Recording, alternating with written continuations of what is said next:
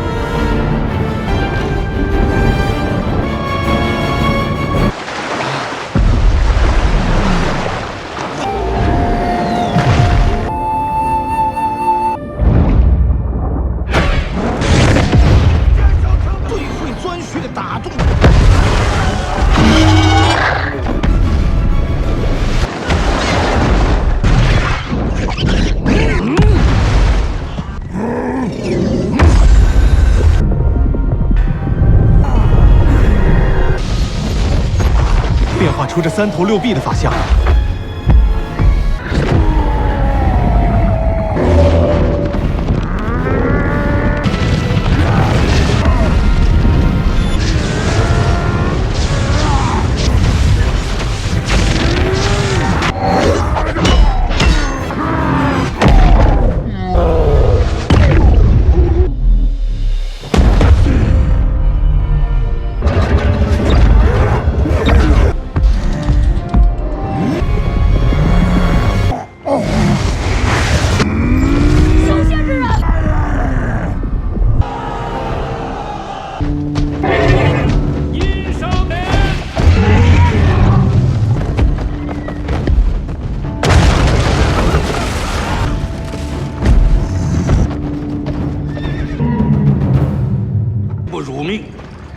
既然太师不愿在魏国，大王尚在，末将邓婵玉愿继先父遗志，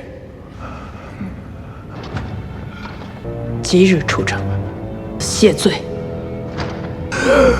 为大商而战。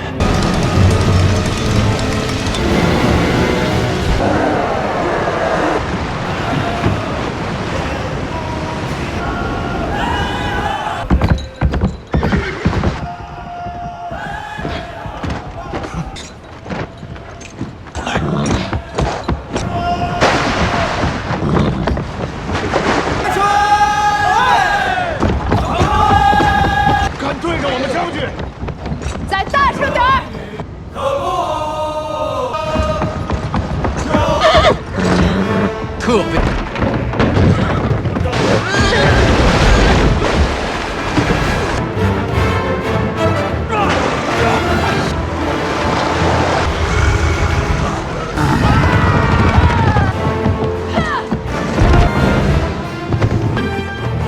走！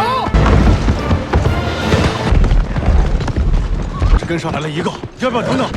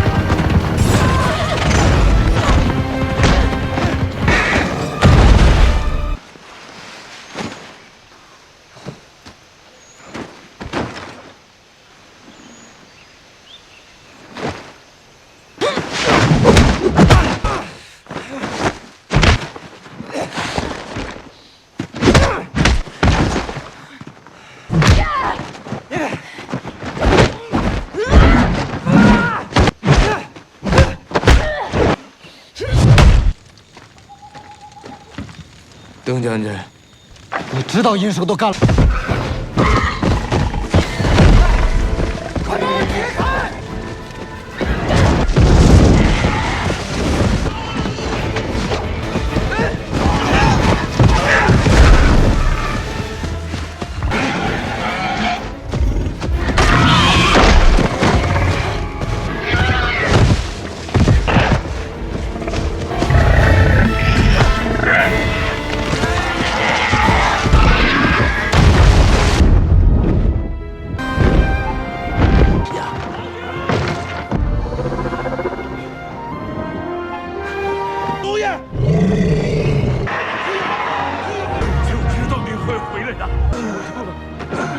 见不到你了，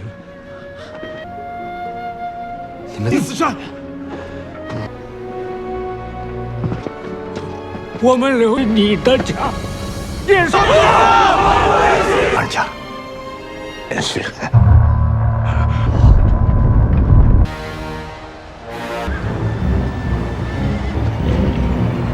大树的巨人最难对付。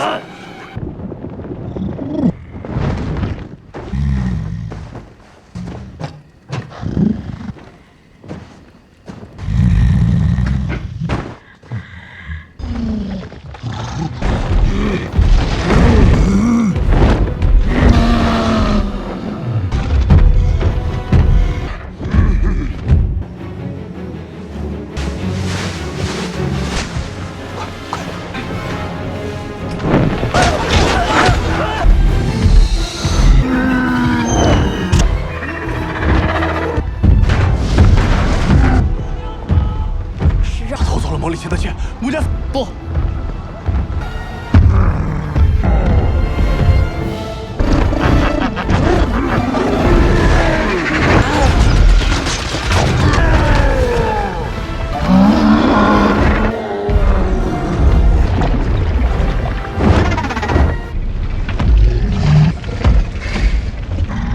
请他在死中。太师大军已速攻。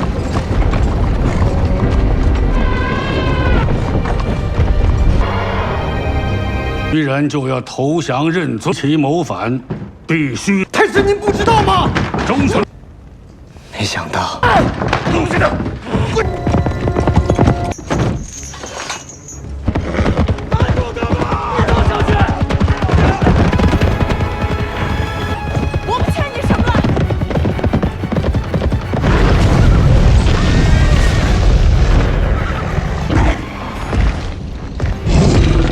住手！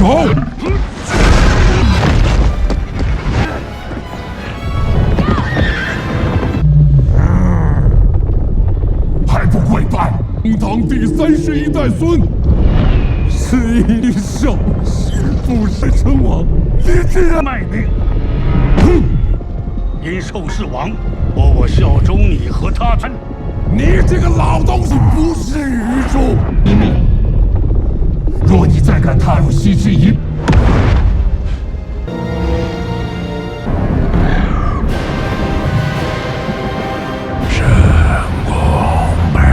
见我！我以查明东赎罪的机会。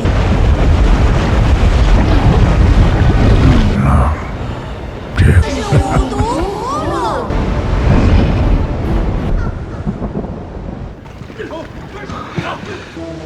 殷郊一个个都变你的忠诚，你们愿意？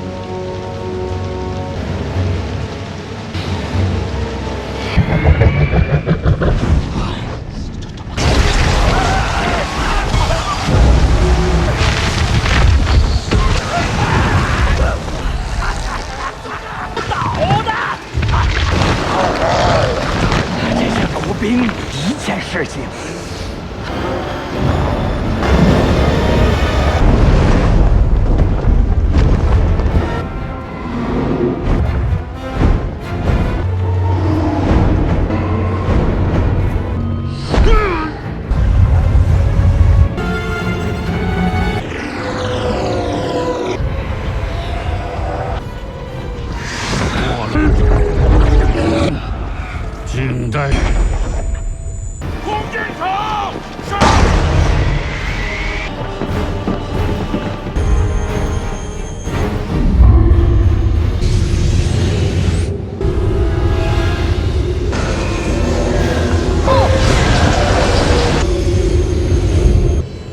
身子瘫了。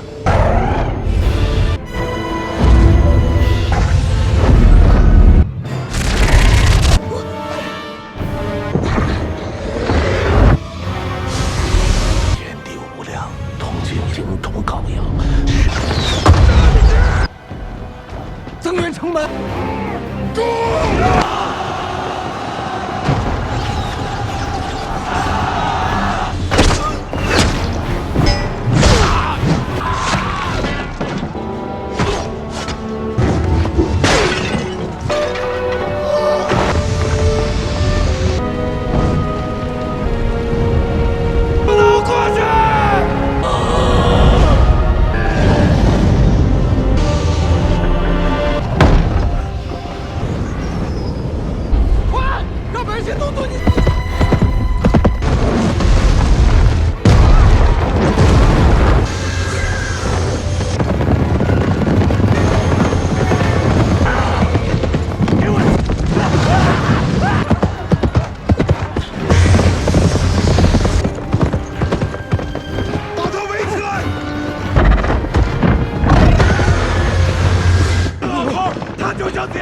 这俩东西，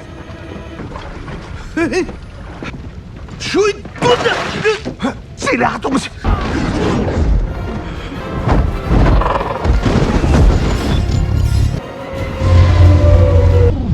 师叔，试问众施了什么邪术？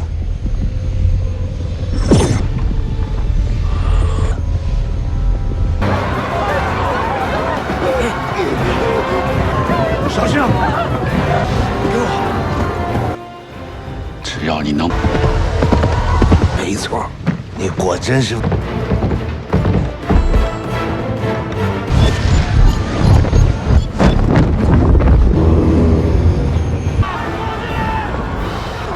快点！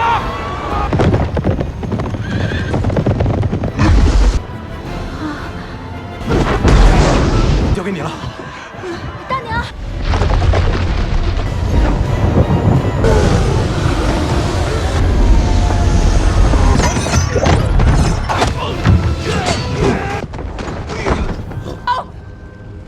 郑九公的女儿，停战！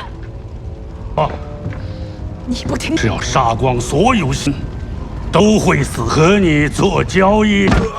拿着封神榜！他们，你是在？那我们就再又是谁的？到时我以宴礼在文中发谈。你们去。 你来的太晚了！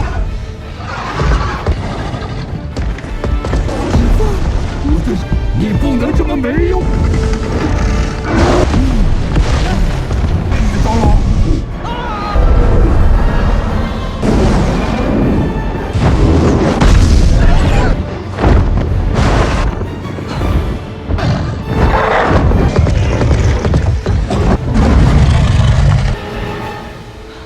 进房。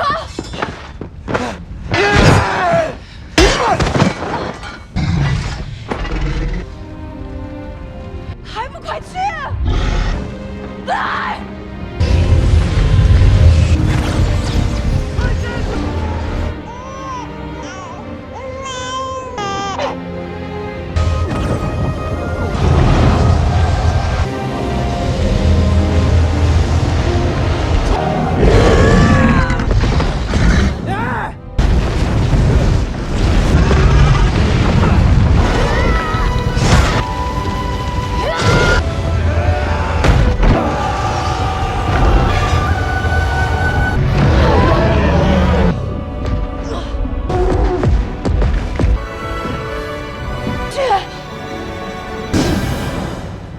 政权在握，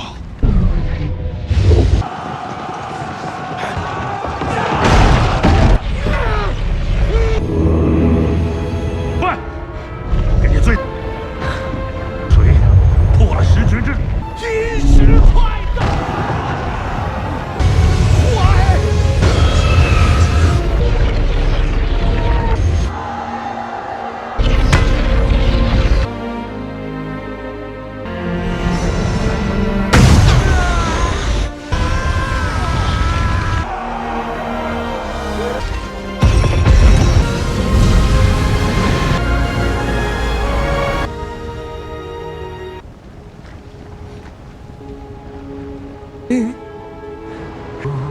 动车，有你的期盼，愿为。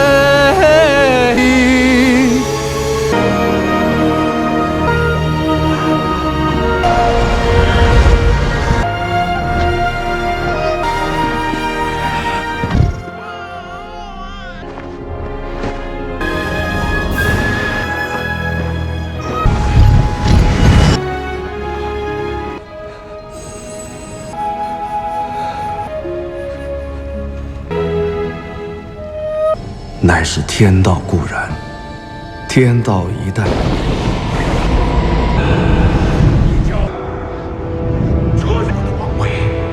散，连封神榜都不能。是为了斩杀这个幽冥，不肯泯灭失之人。一旦是未来的天下公主，最后的希望，或许。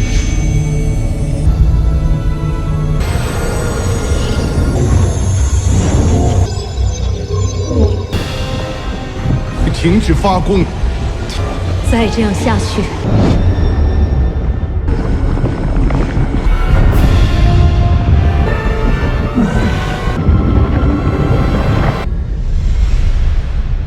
你的法力。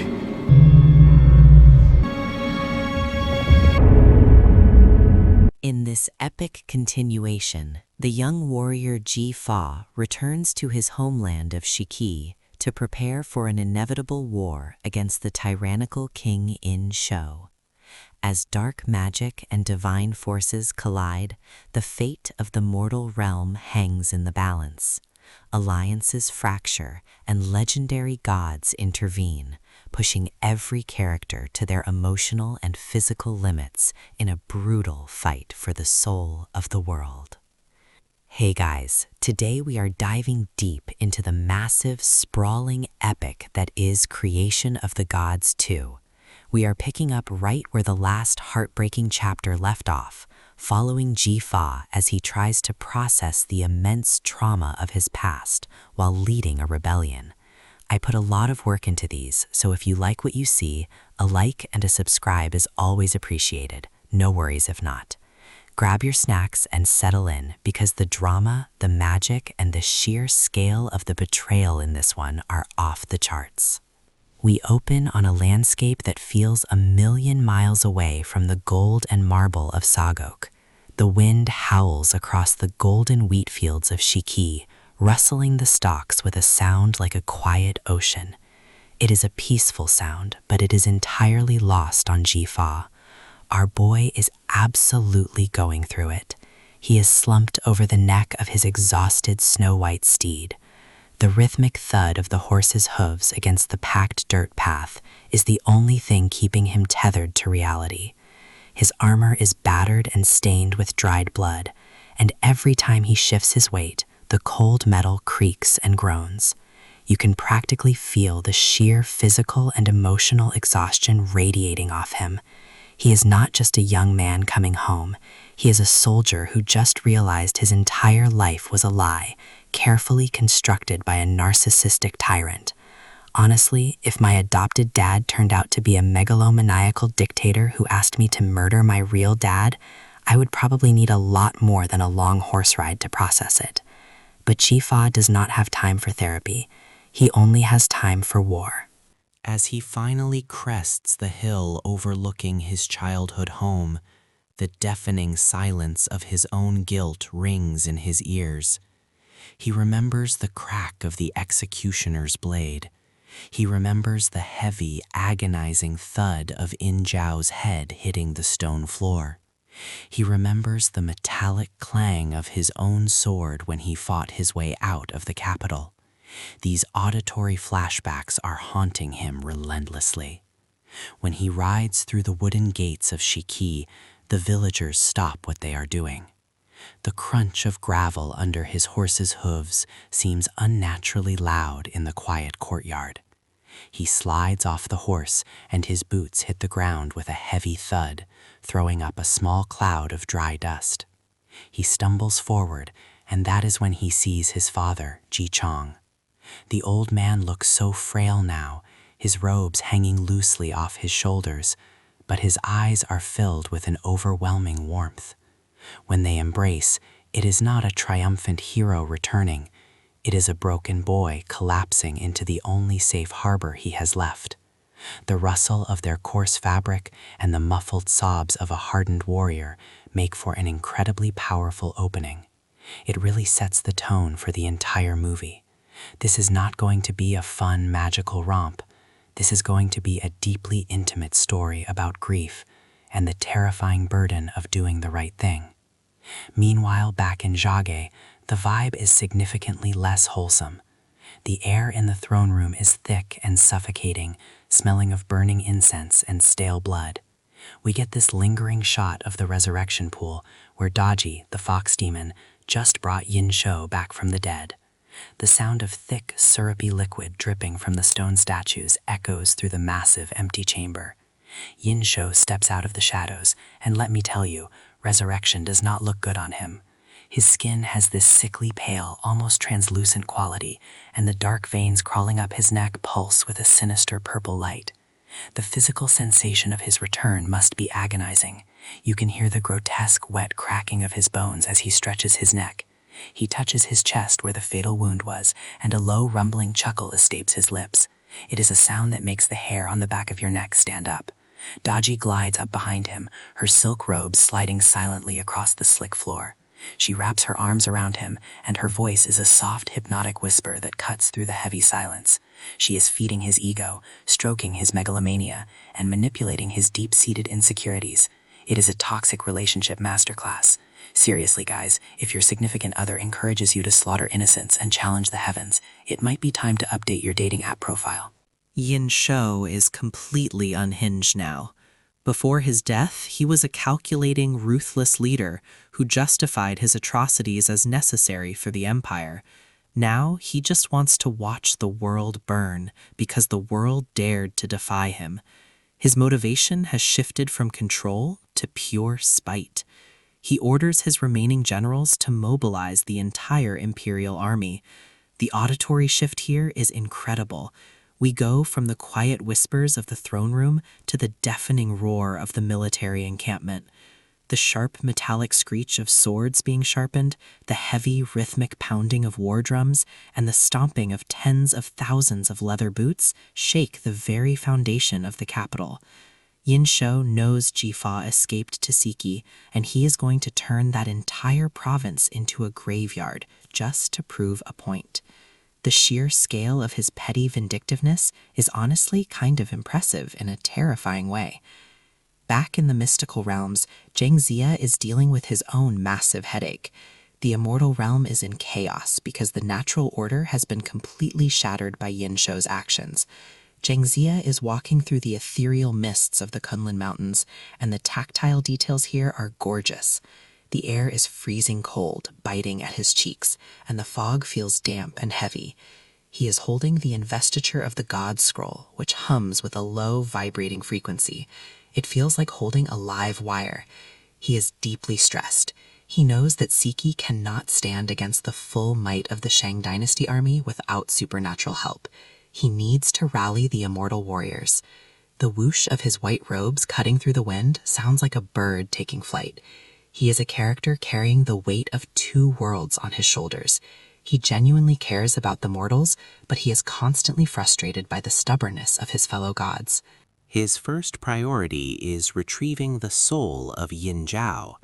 The scene where he finds Yin Zhao's spiritual remnants is incredibly somber. The soft chiming of mystical bells plays in the background as Jiang Ziya kneels beside a glowing, shimmering lotus flower.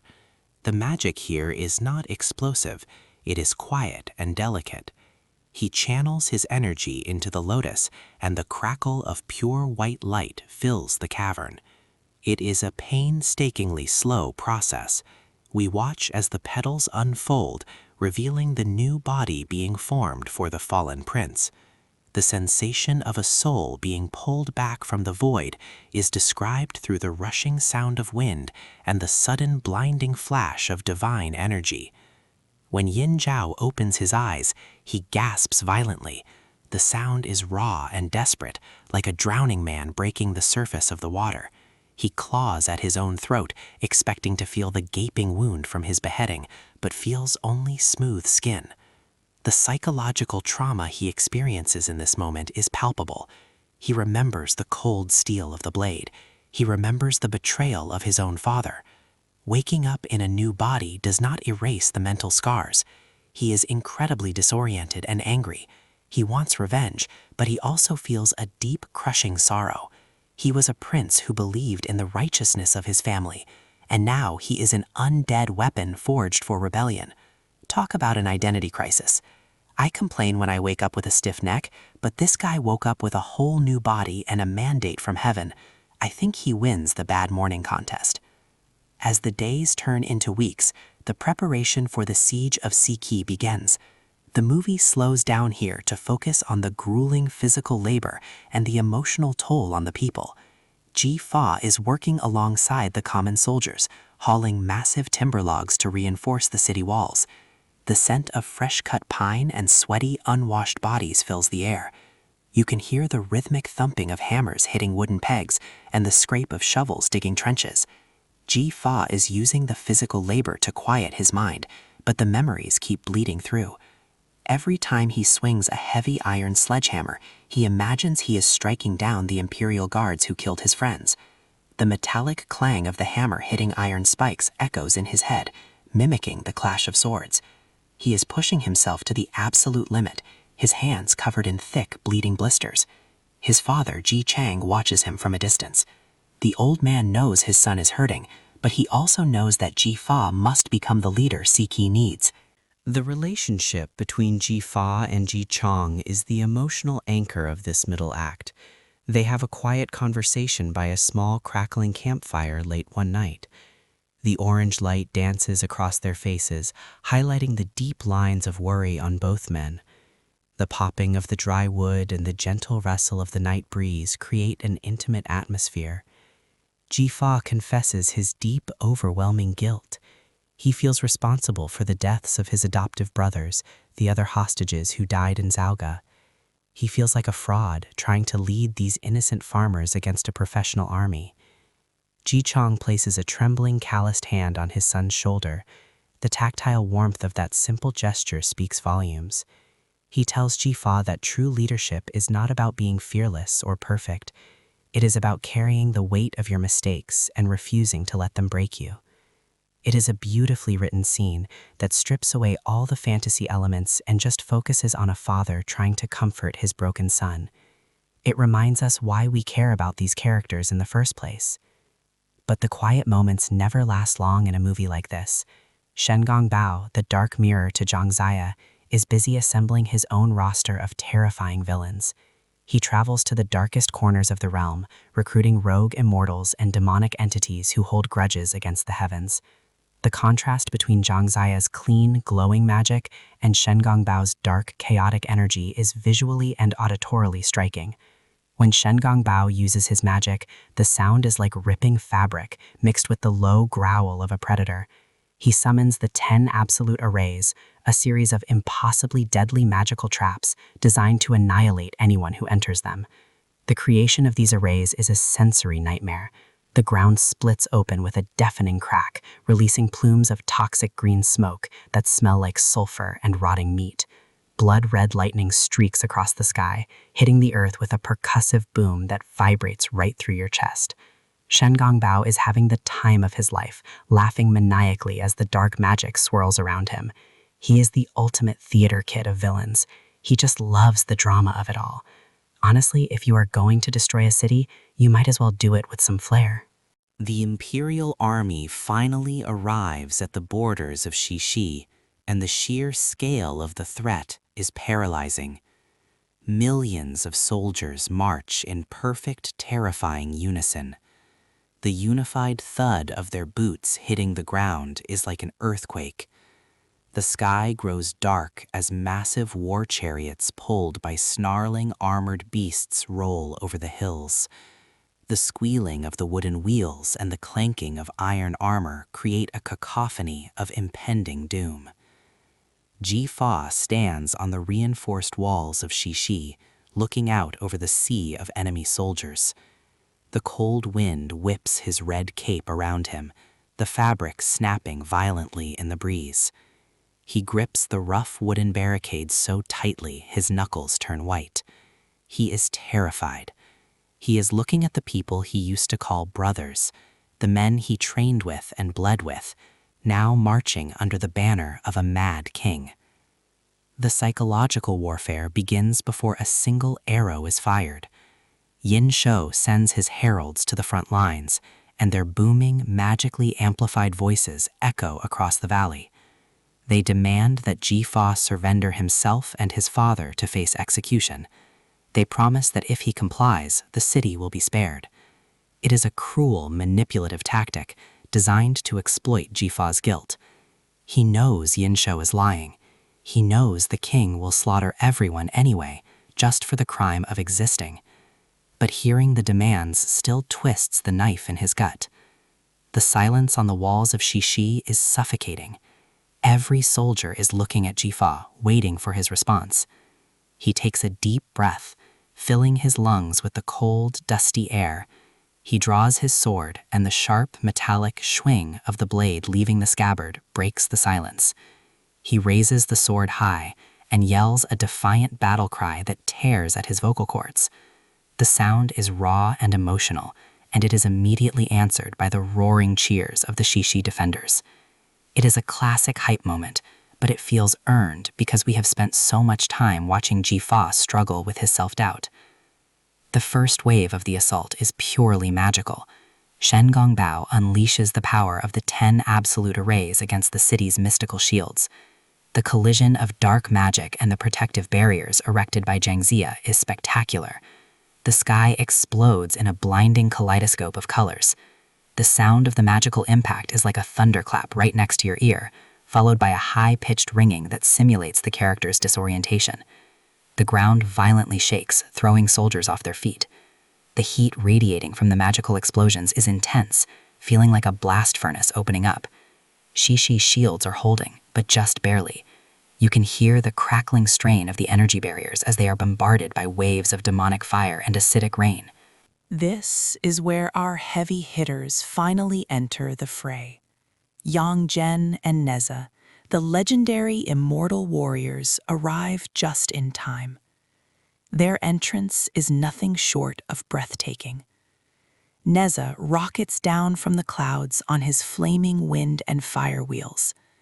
The whoosh of the flames is incredibly loud, sounding like a jet engine roaring to life. The heat he generates instantly evaporates the rain falling around him. He throws his golden universe ring, and the heavy metallic thunk of it smashing through an enemy siege engine is incredibly satisfying. He is moving so fast, he is just a blur of red and gold. He is an absolute menace, and he knows it, throwing taunts at the demonic generals with the cocky arrogance of a teenager who just got the keys to a sports car. Seriously, this kid has zero chill, and I am entirely here for it. Yang Zhen, on the other hand, is the epitome of stoic precision. He lands softly on the battlefield, his boots barely making a sound in the mud. The silver fabric of his robes flows around him like water. When he fights, it is a masterclass in martial arts choreography. He wields his three-pointed, double-edged lance with surgical accuracy. The metallic swish of the blade cutting through the air is followed by the wet, sickening thud of it finding its mark. He does not waste a single movement. He fights with a calm, detached focus, analyzing the battle geometry in real time. The contrast between Neza's fiery, chaotic brawling and Yang Zhen's cold, calculated strikes makes every action sequence a joy to watch. They carve a path through the vanguard of the Imperial Army, relieving the pressure on the main gates. But the battle is far from over. The Dark Generals controlling the arrays step forward, challenging the Immortals to single combat.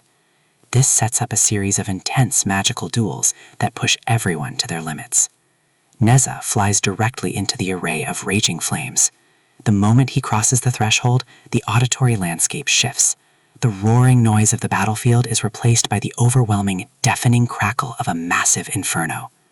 The heat is so intense you can almost feel your eyebrows singeing.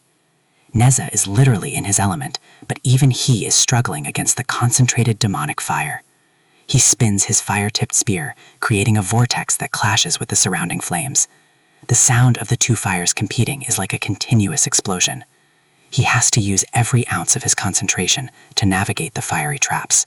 Meanwhile, Yang Jian enters the array of golden light. This trap is designed to blind and disorient its victims. The air is filled with perfectly positioned mirrors and floating golden orbs that shoot searing beams of concentrated light. The high-pitched sizzling sound of the light beams burning through the air is incredibly grating and anxiety-inducing. Yang Jian relies on his third eye to see through the illusions. He closes his physical eyes, shutting out the blinding glare, and focuses purely on his divine sight. He moves with a beautiful, fluid grace, dodging the lethal beams by millimeters. The subtle rustle of his clothing is the only sound he makes as he systematically shatters the floating orbs with precise thrusts of his lance.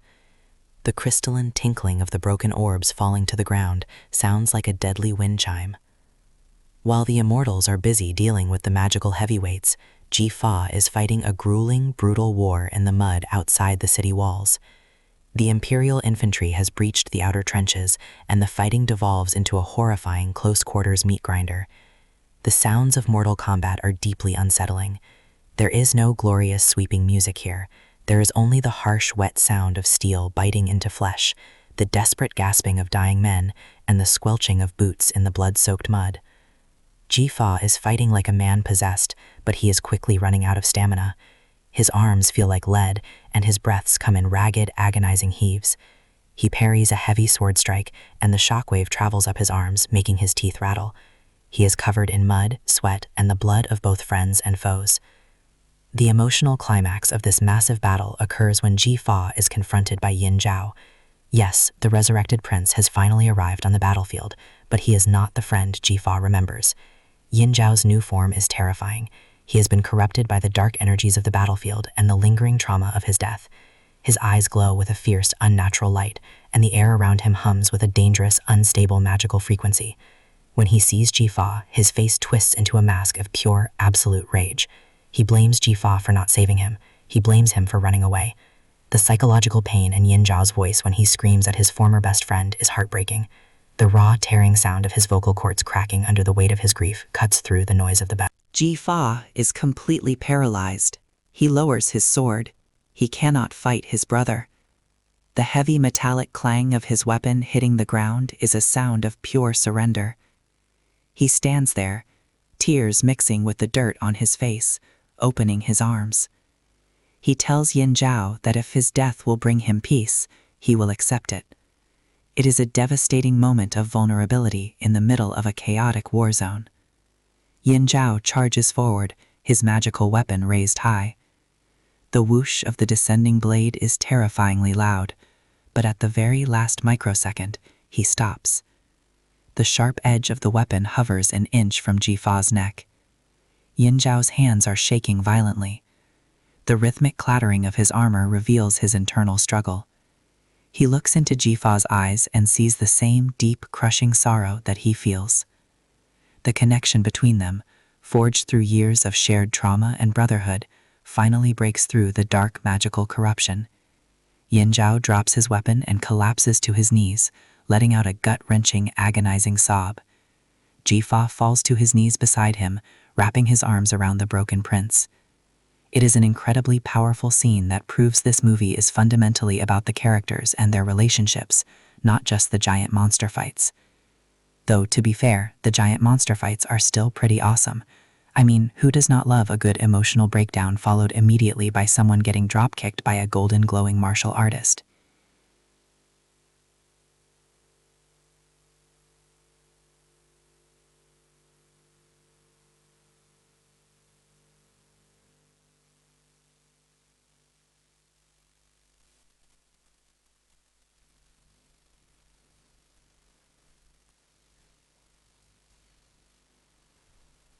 The final charge of the Imperial army is a sensory overload. The ground literally rolls and buckles under the combined weight of the advancing war machines. The screeching of the armored beasts, the roaring of the soldiers, and the heavy thumping of the massive siege towers rolling forward create a wall of sound that is physically painful.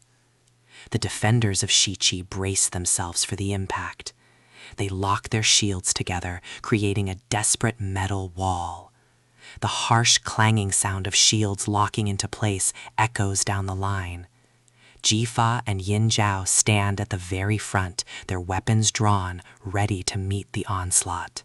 The collision between the two armies is brutal. The kinetic energy of the impact throws soldiers high into the air. The sound is a chaotic mixture of shattering wood, breaking bones, and snapping metal. Jifa is thrown backward by the sheer force of a charging beast, his back hitting the muddy ground with a heavy, bruising thud. He scrambles to his feet, spitting out a mouthful of dirt and blood. He swings his sword with everything he has left, the blade whistling through the air before embedding itself into the thick hide of the monster. The tactile sensation of the warm, sticky blood spraying across his face is revolting, but he does not have time to react. He pulls the blade free with a wet, squelching sound and spins to block another incoming attack. High above the battlefield, Shen Gongbao and Jiang Ziya finally clash in a battle of pure, unrestrained magic. The sky above Shiqi turns into a swirling vortex of light and darkness. The crackle of Shen Gongbao's dark lightning meets the booming thunder of Jiang Ziya's divine energy. It is like watching a hurricane fight a volcano. The air pressure drops dramatically, making your ears pop. The shockwaves from their magical collisions ripple across the sky, blowing away the clouds and temporarily blinding anyone who looks directly at them. Jiang Ziya is completely focused, his white hair whipping wildly in the magical wind. He channels the power of the Investiture scroll, summoning ethereal golden weapons that rain down on the Imperial army. The melodic chiming sound of the golden weapons striking the ground provides a stark contrast to the chaotic noise of the battle below. Shen Gongbao, however, is cunning and treacherous. He uses an illusion to momentarily distract Jiang Ziya, projecting an image of the destroyed Kunlun Mountains. It is a psychological low blow. In that split second of hesitation, Shen Gongbao unleashes a massive, concentrated beam of dark energy. The sickening, tearing sound of the magic ripping through the air is horrifying. It strikes Jiang Ziya squarely in the chest, throwing him backward through the sky. He crashes into the side of a mountain, the impact sending massive boulders tumbling down the slope. The deafening crash of the falling rocks make the defenders of Shiqi look up in despair. Without Jiang Ziya's magical support, the city's defenses begin to crumble rapidly. Down in the mud, Jifa sees the old god fall, and a sudden, desperate surge of adrenaline floods his system. He knows that if they lose the magical high ground, the battle is completely over. He looks at Yin Zhao and they share a silent nod. They know what they have to do. They fight their way through the dense crush of enemy soldiers, moving toward the massive floating command chariot where Yin Zhao is watching the carnage. The physical exertion is immense. Every step is a struggle against the sticky mud and the relentless tide of armored bodies. The metallic ringing of swords, the grunt of exertion, the heavy breathing. It is a symphony of pure exhaustion. When they finally reach the base of the floating chariot, they are confronted by Yin Zhao's elite royal guard. These are the most heavily armored and terrifying soldiers in the entire army. Their armor is jet black, absorbing all light, and their faces are hidden behind expressionless iron masks. The heavy, synchronized clanking of their boots as they step forward is deeply intimidating. Jifa and Yin Zhao do not hesitate. They launch themselves at the guards, moving with perfect synchronized precision. This is where their years of training together finally pay off. They anticipate each other's movements, covering blind spots and launching devastating combined attacks. The sharp metallic swing of their blades, finding the tiny gaps in the enemy armor, is incredibly satisfying. They fight like two halves of a single warrior, leaving a trail of fallen guards in their wake. They leap onto the platform of the floating chariot, the wooden planks groaning under their weight. Yin Zhao turns to face them, his dark sword resting on his shoulder. He looks completely relaxed, almost bored. The arrogance radiating off him is infuriating. He looks at Yin Zhao, and a cruel, mocking smile spreads across his pale face. He tells his son that he is nothing more than a broken toy, pieced back together by desperate men. The psychological cruelty of his words is just as sharp as any blade. But Yin Zhao does not break. He stands tall, his mystical weapon glowing with a steady, resolute light. He tells his father that a broken toy is still sharper than a rotten crown. Ooh, burn. Honestly, the dialogue in this movie goes incredibly hard when it wants to. The duel between the three of them is the undeniable peak of the movie. It is not a magical explosion fest. It is a gritty, heavy, deeply personal sword fight. The weight of Yin Zhao's colossal blade is terrifying. Every time he swings it, the air hums with a deep bass vibration. When it clashes against Jifa's sword, the resulting shockwave forces Jifa to his knees. The harsh, grinding sound of the two blades sliding against each other sends sparks flying into the dark sky. The heat from the sparks stings their faces. Yin Zhao is incredibly strong, his resurrected body fueled by dark magic. He moves with a terrifying, unnatural speed. He kicks Yin Zhao in the chest, the heavy thud of his boot against the armor sending the prince sliding backward across the wooden deck. Jifa rolls to the side, dodging a downward strike that cleaves straight through the thick wooden floorboards of the chariot. The sound of the wood splintering and shattering is incredibly loud. Jifa uses his agility to his advantage, slipping inside Yin Zhao's guard and delivering a rapid series of strikes.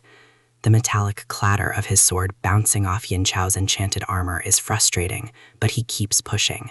He is fighting with the desperate, frantic energy of a man who has absolutely nothing left to lose. He remembers his father, Ji Chang's words about carrying the weight of his mistakes. He channels all of his guilt, all of his sorrow, and all of his rage into every single swing of his sword. Yin Zhao recovers and joins the fray, his magical weapon leaving trails of glowing light in the air. The two young men press the attack, forcing the Mad King to step back. The choreography here is stunningly beautiful and brutal. It is a dance of life and death set to the rhythmic clanging of heavy steel. Yin Zhao finally begins to show signs of strain. His breathing becomes heavy and ragged. He realizes that he cannot overpower them through sheer brute force alone. He summons the dark energy given to him by De Ji, his sword erupting in dark purple flames. The sudden intense heat makes the air shimmer and distort. The crackle of the dark fire is deafening, drowning out the sounds of the battle below.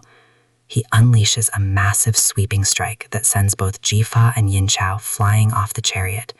They fall through the air, the wind roaring in their ears, and crash violently into the muddy ground below. The impact knocks the wind out of them, leaving them gasping for air. The wet, squelching sound of the mud against their armor is a harsh return to reality. Yin Zhao stands on the edge of the chariot, laughing maniacally, the dark flames illuminating his twisted, terrifying face. He raises his sword, preparing to deliver the final killing blow from above. It seems completely hopeless. The audience is holding their breath, waiting for the inevitable tragedy. But then, a sudden, blinding flash of pure white light illuminates the entire battlefield. The low, humming vibration of divine energy returns, stronger than ever. Jiang Ziya, battered and bleeding, but incredibly pissed off, rises from the rubble of the mountain. He is glowing with an intense, terrifying radiance. He has unlocked the full, unfiltered power of the investiture of the gods. The air pressure suddenly normalizes, and the heavy, oppressive feeling of the dark magic is instantly washed away. The sound of 1,000 ethereal bells ringing in perfect harmony fills the sky. It is a beautiful, overwhelming sensory experience that completely shifts the momentum of the battle. Jiang Ziya points the scroll at Yin Zhao, and a massive pillar of golden light descends from the heavens, striking the floating chariot. The sound of the divine strike is indescribable, like a choir singing at the exact frequency of a thunderclap. The dark flames on Yin Shou's sword are instantly extinguished with a sharp hissing sound. The magical engines keeping the chariot aloft violently explode, sending burning shrapnel raining down on the Imperial army. The heavy, colossal wooden structure begins to plummet toward the earth, creaking and groaning as it falls apart in midair. Yin Shou screams in pure, impotent rage, his voice lost in the roaring noise of the crashing chariot. The massive structure hits the ground with a cataclysmic thud, sending a massive shockwave of dirt and mud rolling across the battlefield. The sheer kinetic force of the impact knocks everyone off their feet. A massive cloud of thick, choking dust rises into the air, obscuring everything. The deafening silence that follows the crash is eerie and unsettling. It is the kind of silence that rings in your ears. Jifa slowly pushes himself up from the mud, coughing violently as he inhales the dry, dusty air. He wipes the grime from his eyes and looks towards the wreckage of the chariot. The massive wooden beams are splintered and burning, the crackle of the flames the only sound cutting through the quiet. There is no sign of Yin Shou. The Imperial army, seeing their invincible king seemingly destroyed and their dark magical support completely neutralized, finally breaks. The psychological toll of the terrifying battle, combined with the sudden loss of their leadership, is too much. Weapons are dropped to the ground with a cascade of metallic clangs. The soldiers begin to retreat, slowly at first, and then in a chaotic, terrifying panic. The rhythmic stomping of their boots running away echoes across the valley. Siki has held. They have survived the impossible siege. But the victory feels incredibly hollow. The battlefield is a ruined wasteland, covered in the bodies of the fallen and the burning wreckage of war machines. The metallic scent of blood and the acrid smell of burning wood hang heavy in the cold air. Jifa walks slowly through the carnage, his boots dragging in the heavy mud. He looks at the exhausted, wounded faces of the Shiki defenders. There is no cheering. There is no triumphant music. There is only the quiet, collective sigh of a people who have survived absolute hell. He finds Yin Zhao sitting on a broken chariot wheel, staring blankly out at the retreating army. Jifa sits down next to him, and they just exist in the silence for a moment. The subtle clinking of their battered armor as they lean against each other speaks volumes. They have won the battle, but the war has fundamentally changed them. They are no longer the naive young men who dreamed of glory in Zago. They are scarred, traumatized veterans, carrying the crushing weight of their survival. The movie ends on a deeply quiet, reflective note. We see Ji Chong walking slowly through the courtyard of Shiki, his hands clasped behind his back. The gentle rustle of the wind through the surviving wheat fields provides a soft, melancholy soundtrack. He looks up at the sky, where the dark clouds are finally beginning to break, allowing small rays of warm, golden sunlight to touch the ground. The tactile warmth of the sun on his tired, wrinkled face is a beautiful, subtle promise of hope. He knows the war is not over. He knows Yin Shao is likely still out there, nursing his wounds and plotting his revenge alongside Daji. But for today, they have survived. For today, the mortal heart has triumphed over divine malice. As the dust settles over the broken plains of Shiki, we are left to ponder the true cost of righteous rebellion. This beautiful story reminds us that authentic heroism is not born from divine magic or invincible armor, but from the quiet, enduring resilience of the mortal heart. Jifa and his allies faced unimaginable darkness, yet they chose to hold on to their compassion and their humanity when it would have been so much easier to simply surrender. Their journey teaches us that even in the bleakest moments, hope survives as long as we bravely fight for one another. Creation of the Gods 2 is a breathtaking cinematic achievement that brilliantly balances massive mythological warfare with deeply intimate character tragedies. It elevates the standard fantasy blockbuster by forcing its heroes to confront their own moral failings. What do you think was the most heartbreaking betrayal in the movie? Let me know your thoughts down below.